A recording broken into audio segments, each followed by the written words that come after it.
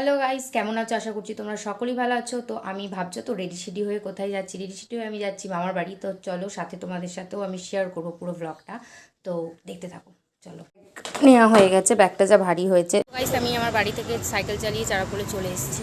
প্রচণ্ড গরম হচ্ছে, তো চলো তোমাদের দেখাতে থাকি। এই যে আমি এখন বাসের জন্য অপেক্ষা করছি, বাস আসার নাম নেই। ব্যাগটা সামনে নিয়ে নিয়েছি, প্রচণ্ড ভারী।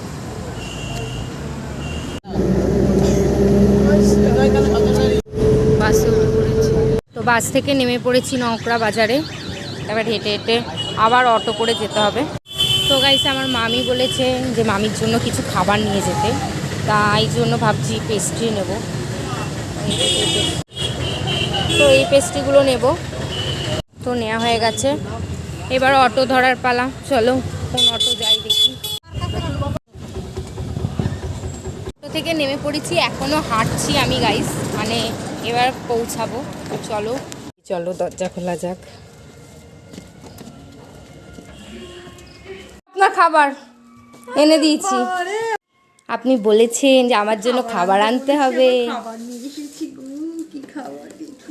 দেখো, লেগে গেলে কিছু বলতে পারবে না। ক্রিম ট্রিম অনেক কষ্টে অটোতে চিপকে তাও এনেছি।